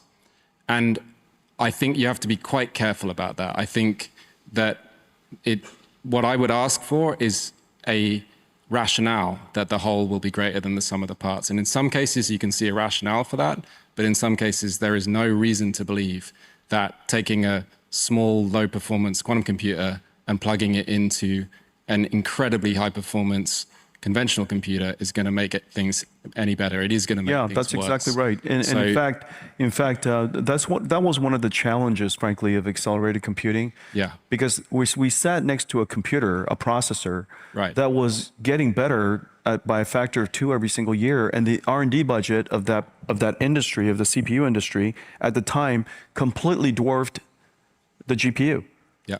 And so it was a million times larger R&D budget per year. Yeah. And so what are the odds that adding a GPU that's built out of such low R&D budget could add value to a system that sustains such enormous R&D budget? And so the answer to that, Pete, for me anyhow, was I kept narrowing and narrowing and narrowing the application space. Makes sense. And I kept lowering the bar, if you will, for myself, so that the problems that we solve are so specific, quite frankly. Now, the challenge, of course, and this is going to be a challenge for your industry as well. The challenge is if you end up finding an application space and it's very specific, then the size of the market is not so large that could sustain your growth. And you have to ultimately find that flywheel in anything that's in computing, which is what we do for a living, in anything that has a very, very high computation requirement. You need a flywheel to get you there. And so that flywheel starts with solving a problem better than anybody, eventually getting to high volume, which generates more R&D budget, which allows you to build something better, which allows you to get higher volume. And that flywheel is insanely hard to go get. You guys understand? And so, but I have every confidence that this way of solving problems that you guys are trying to solve, there are problems that are simply impossible to scale for classical. To the extent that we can find a way to lower people's expectation of us, narrow our own, aperture of problems we want to ambitiously go solve in the beginning, so that we could catch that flywheel ourselves. I am absolutely certain this is going to happen, and I have every hope and expectation that this team is going to do it. And I really love hanging out with you guys. If we very quickly, what do you think we'll end up talking about next year? Because I want everybody to come back. This is such a great show. And remember, this is our first time. So, if we're a little clumsy, okay, lower your expectations. But next year, it's going to be incredible. Yeah, let's go around quickly. What do you guys want to talk about next year? I think there will be some amazing demonstrations with quantum error correction in the next year. And I think that we're just seeing the industry expand so quickly that we'll be trying to tamp down expectations, like you said. I think there's going to be just such amazing velocity occurring with quantum error correction. Yeah, that's great. I think we'll hear a lot of great progress on continued increases in logical qubits. Yep. And then from our perspective, with our commercialization strategy, we did about $30 million in revenue last year. So we really hope to be telling you about a heck of a lot more, selling some of these early use cases for man, quantum. that's real money. Yeah, go ahead. Yeah. First off, I like the premise of your question that there is going to be a quantum day next year. Yeah, absolutely. So and I would say from our perspective, it's the integration of all core functionality of a quantum computer on a chip, full stack. Okay, go ahead. Yeah, Theo. Yeah, for us it would be error correction, better architecture, but most importantly for the audience is novel algorithm. Because there is so much room for innovation in quantum algorithm. I mean, we're seeing completely new subroutines emerging every couple of years. And think about it as someone inventing the fast Fourier transform all over again. It's paradigm shifting for whole industries each time. And so when we're looking for those niche you've been mentioning, those core algorithms, those kind of routines can completely change the reach and the impact of quantum computers and get this flywheel going. Dude, in fact, that's really terrific. In fact, there's a misunderstanding that quantum computers are going to take classical algorithms and just make them go faster. In fact, the whole point is to invent new algorithms, and that are ideal for this new form of computing. Go ahead. Yeah, I'm going to talk about error correction as well, because then again, that's the key thing. Yeah. And we've really entered an exciting phase where you can build machines on which you can run error correction routines. For a couple of decades, Shor discovered error correction the same year, essentially, he discovered his factoring algorithm. So we know that it's possible in principle, we know what the math is, but now this is becoming a practical discipline, right? So we can build and test things, and now you can say, oh, wait, this is the flaw my hardware has. So here's a code that's much more optimal. If that's a thing we can do, and that makes for efficiencies in scaling, like we can try and adapt our hardware to go in that direction. Yeah. So I think I'm super excited we're going to see a lot of progress this year. Yeah, I'm super excited about that whole area, and I can just tell, but just from the downloads, the accelerating downloads of cuQuantum, the number of people who are discovering new quantum circuits to go, simulate and discover new algorithms is growing. And so I'm super excited about that. And so Pete, what are we going to talk about next year? Now we're making thousands of wafers of quantum chips in global foundries at a pretty high level of maturity. We're building large cryostats with no chandelier. We're stringing together heaps of optical fiber. And I really hope that you'll have us back next year.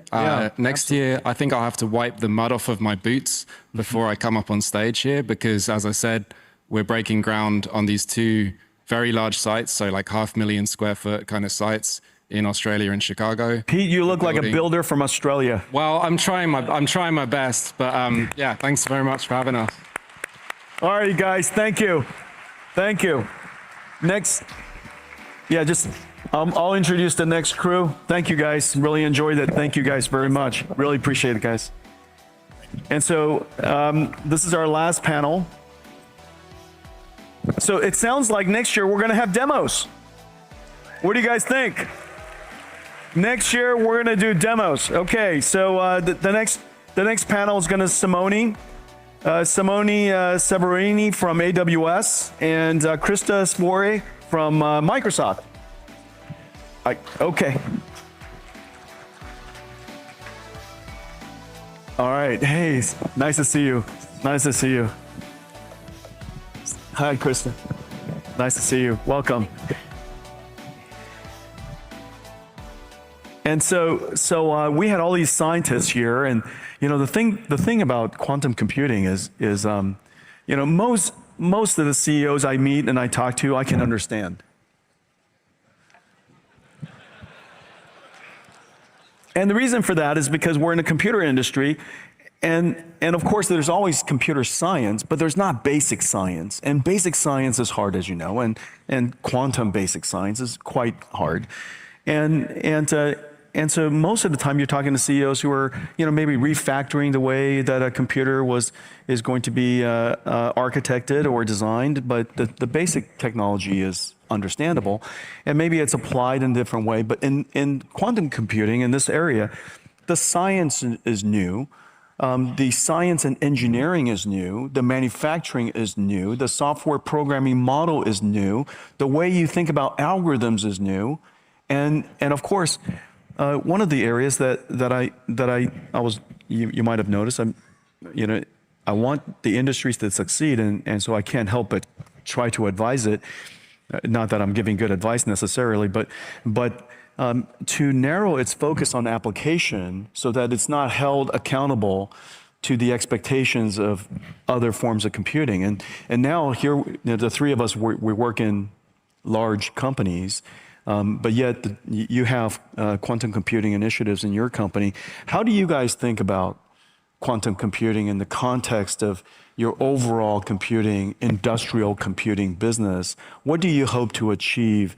What are some of the challenges that you see in ultimately making quantum computing successful? Yeah, so I'll start. Thank you, Jensen. Great to see you. It's wonderful to be here and to be with all of you as well. Yeah, when we think about quantum computing, at Microsoft, obviously we have a large cloud, right? We have many customers, and it's really about that, right? We want to ensure that we are empowering our customers, whether they're enterprises or scientists, right, practitioners, with the most powerful quantum computing at every moment in time. And so that means today and tomorrow, right? We are a platform company looking to bring forward a quantum computing platform to enable new scenarios, new applications, right, emerging capabilities and disruptive capabilities. For everybody's benefit, what technology did you choose? Did Microsoft choose, and why? Yeah, so we have a couple of approaches, right? We both partner with other quantum processing unit providers, right? Quantum hardware providers. And then we also have a long-term investment in an approach called topological qubits, topological quantum computing, where we have just had a breakthrough announcement, in fact, in the last month, and then also this week at the APS March meeting for physics, where we shared more data on our approach around the topological qubit. And the idea here is that you encode the information non-locally, meaning our qubit isn't just a single point.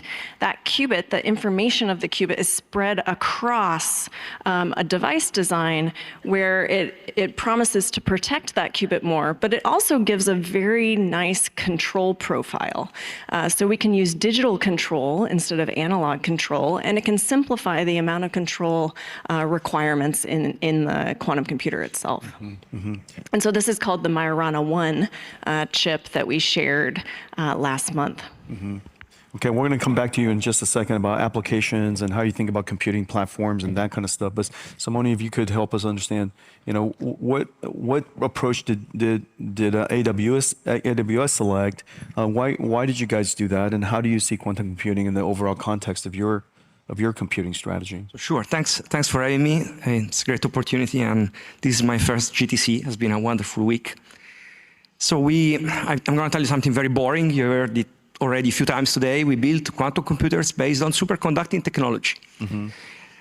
So we give strong emphasis to error correction. So we believe that error correction is really going to be important for quantum computers to deliver their long-term promise. So I'm not saying that quantum computers built so far are useless. Actually, they're extremely useful to learn a lot about how to build quantum computers for the future. We announced recently a superconducting chip called Ocelot. Ocelot is a kind of wildcat. The name is between Schrödinger cat and oscillator, so scientists came out with this name.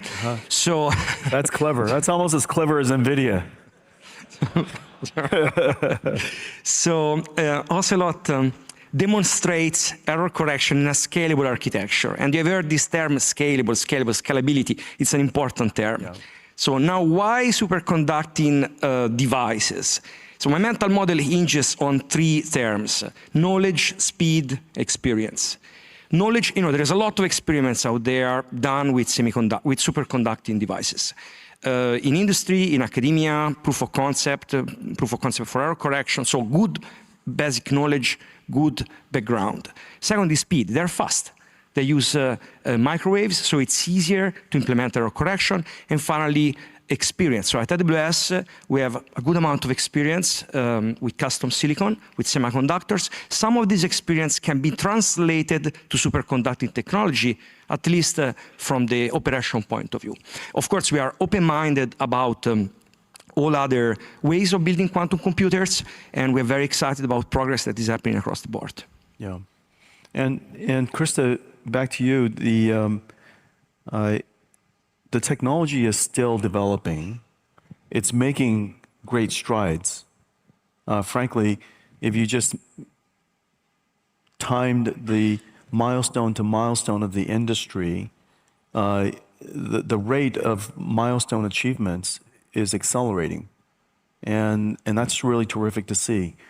But you still would like to find early applications or ways to think about quantum computer as you're developing it to make it useful, to find use for it as you go. How are you doing that? Yeah, so I mentioned our work on our Majorana, our topological qubits, where we're really focused on utility scale there, right? It has the right size, speed, and reliability and controllability to reach millions just in the palm of your hand, right, is what we're focused on in that technology. We're also working on types of qubits today that we are building to have 50 logical qubits this calendar year. So for example, with atom computing, Ben Bloom was on the stage earlier in this session. With atom computing, we are working together to co-design the architecture so that we can enable the most and best logical qubits. And so when you look at upwards of 1,000 physical qubits, 1,000 neutral atoms in this platform, we can work on how we arrange them, how we move them to best enable, say, 50 logical qubits that have better performance characteristics than the underlying physical qubits themselves. Now, with those 50 logical qubits, then we can look towards showing, the early applications, right? Around 50 qubits is where you can start to outperform classical computing, and then around at 100 logical qubits, you can start to outperform, applications in the space of science, right? Where you might be looking at different materials models, quantum magnets, and so our intention in this next few years is to work with 50 and then 100 logical qubits, then build to several hundred, where we're really pushing the limits, on the applications. At the 50 qubit area, what application space are you mostly focused on? How are you selecting your applications? Yeah, so, definitely the most, we believe the most promising set of applications is in chemistry and material science, biochemistry as well. And so in that space, as we look at the rise of AI, right, the AI capabilities that have emerged are just immense and tremendous. We don't want to replace AI with a quantum computer, right? And I really view a quantum computer as an accelerator. It is something to accelerate the other compute we already have. We need to integrate it with AI and high performance compute in the cloud, not replace it. And so it's really about bringing those together. In the next few years, I think it's all about using the quantum computer to produce highly accurate data. I used to think of a quantum computer as a standalone solution provider, right? I'm going to run a problem instance, I get a solution out. But that's not the right way of thinking about it, right? Yeah. The other way to think about it is I'm getting classical bits out. What are classical bits? Data. What do I do with classical bits that are highly accurate for what they represent? I use it for training data. And we know that we can use lots of training data, right? We can use lots of data to train an AI model, and we can augment that model with small amounts of high quality data. And we've seen this in different spaces, machine translation, right? Other tasks, where small amounts of high quality data can make a huge difference in the task you want to use that model for. And so in the space of chemistry and material science, I think this is an incredibly promising direction for quantum computers with 50, 100, 150 logical qubits, where those logical qubits have to be better than the physical qubits they're built from. Yeah, and Krista, I'm sure you guys all got it, but one of the areas that's super exciting is in the area of materials and biology, where we would like to train a model. We would like to train a model to train a representation of biology, but where's that training data come from? It's not like we have sensors and instruments where we're collecting data about biologies and cells and and proteins. Now we could simulate that using a quantum computer and use that as ground truth data to then go train an AI model. And once we have an AI model, it's a lot more malleable, it's a lot easier to apply, that we could use it to, do all kinds of experiments with. Yeah, that's exactly right? The idea is to get a faster, more predictive, more accurate AI model. This is a classical AI model. Yep. It deploys in your current infrastructure, right? And it's fast. And so that's really the promise, right? You're using the quantum computer to produce data that you cannot otherwise efficiently get on this planet. Yeah. That's powerful. Really terrific. Yeah, Simone, go ahead. Same yeah, so question. I like actually this perspective. So I attended your keynote. You've shown us a slide with 4 phases: perception, generation, agency, and physical AI. Of course, physical AI is about robotics, is about autonomous vehicles, but it's about our physical world, right? That's just a larger container for that. And as Krista said, what is the role of quantum computers in that phase, physical AI? Quantum computers are the only instrument we have today that we know so far for accessing that layer of physical reality, which is quantum physics. That layer of physical reality that is governed by certain laws that do not apply to the physics around us that we experience with our senses. So quantum computers are going to be catalysts for scientific innovation that will allow us to discover certain things that are very hard to predict, of course. And in a way, we must build quantum computers because otherwise that layer of reality will not be accessible to us. Yeah. And quantum computers will work, of course, in partnership with machine learning and AI. In my opinion, in the fullness of time, we will do science together with machines. We will ask questions to machines. Machines will ask questions to us. There will be formal verification, formal reasoning, different types of compute, and quantum computers fit very well this picture. Yeah.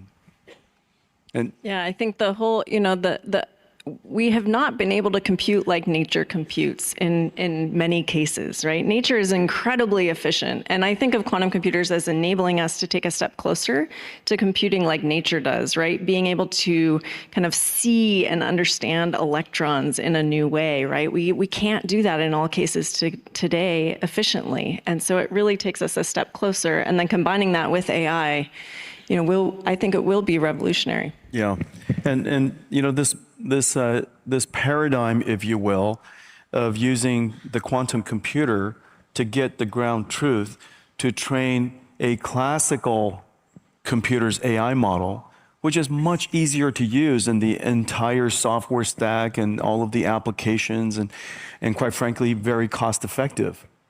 The training data that's going to come from that quantum computer will not be easy to get. Obviously, it required already the endeavor of humanity to get there. But now that you have that simulator, you could, within 50 logical qubits, be able to, solve what otherwise is Schrodinger's equations. Now you can go train a model that we can easily apply. And we've now taken this incredible, valuable asset, and we extracted it and we made it simple to use for all of the computing world. Indeed. You told us about AI factories. At some point, maybe we'll have quantum AI factories. That's right. Yeah, that's really exciting. And so we're currently at how many logical qubits? Yeah, so, interestingly, 1 year ago, had I been on this stage a year ago, I would have said we had 0 logical qubits that were better than our physical qubits that they were built from. And within the last year, we went, in April last year, we showed with Quantinuum 4 logical qubits.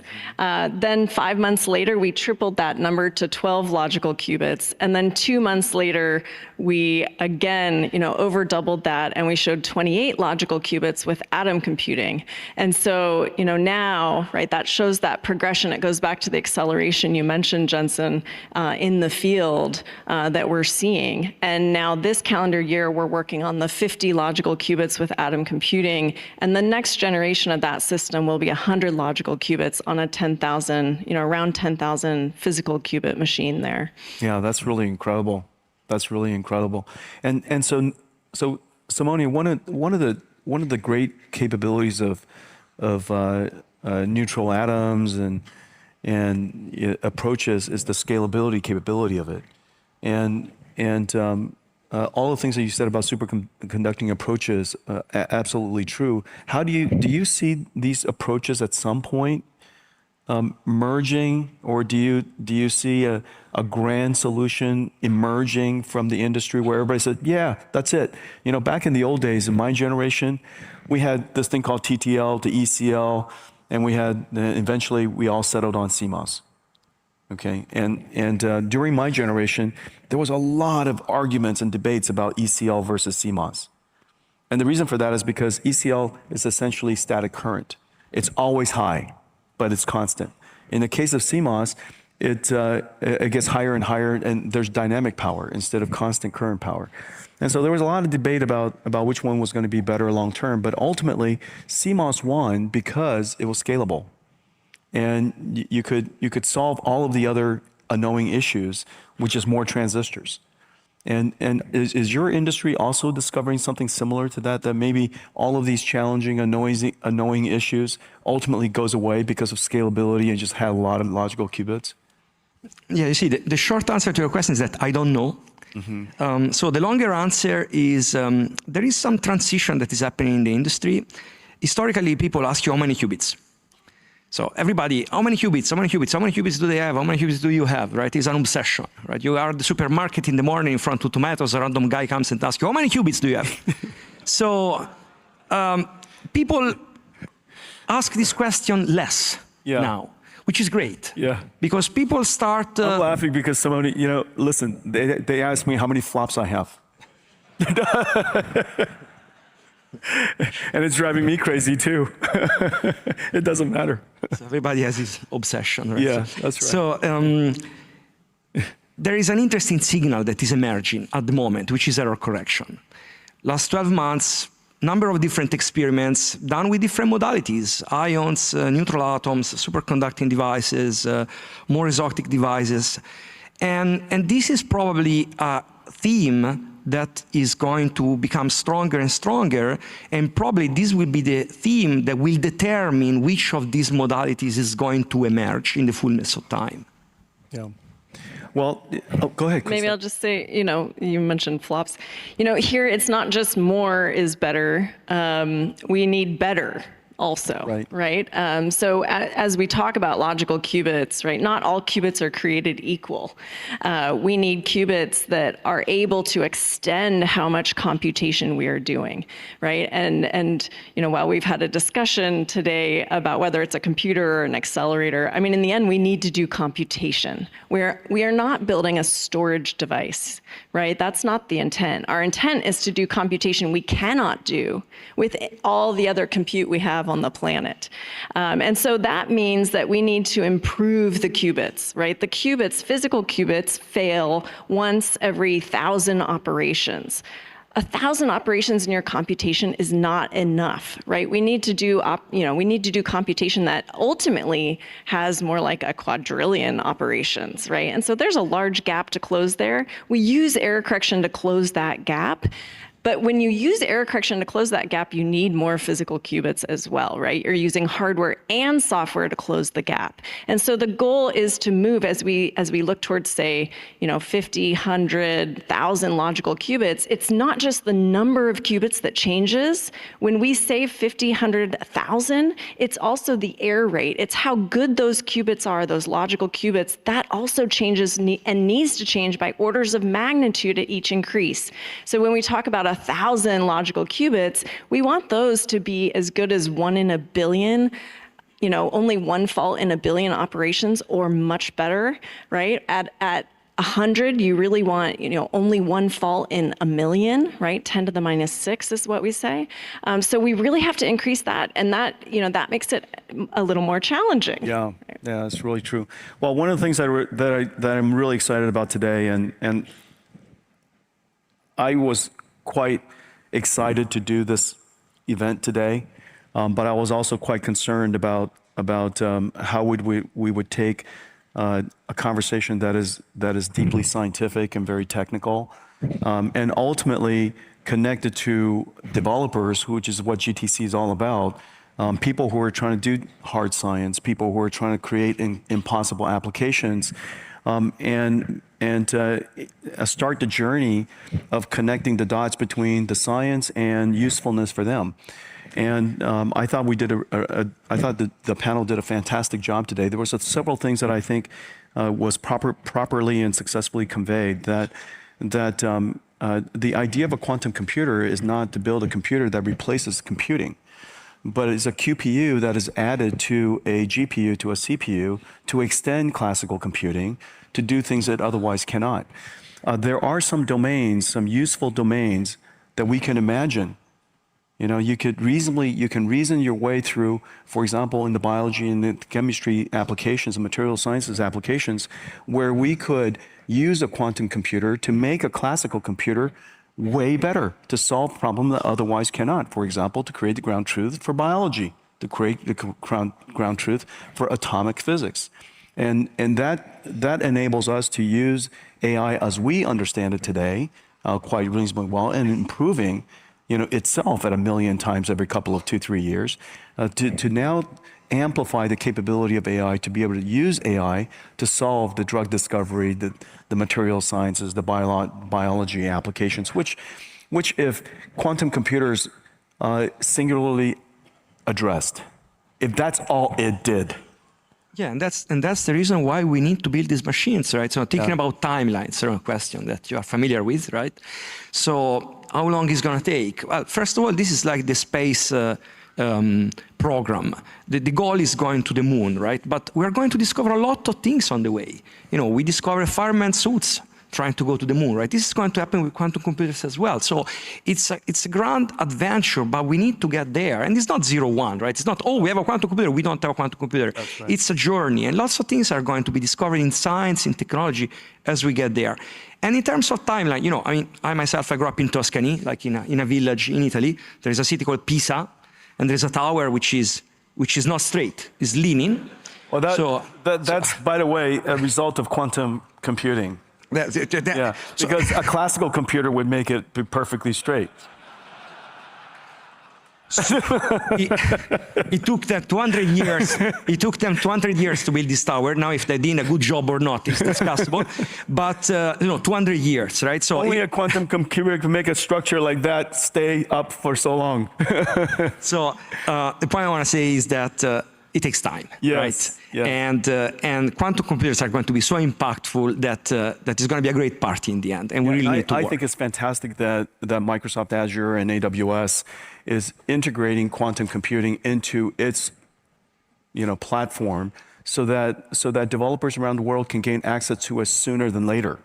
If everybody had to go build their own quantum computer to be able to enjoy this, and the instruments that you build, it would take so much longer. And now you've put it in the hands of browsers, and anybody could use it.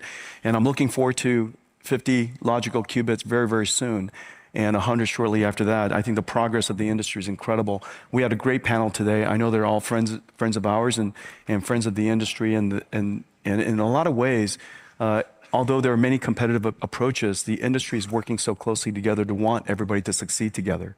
And so I think it's really great to see. I want to thank all of you for coming today. And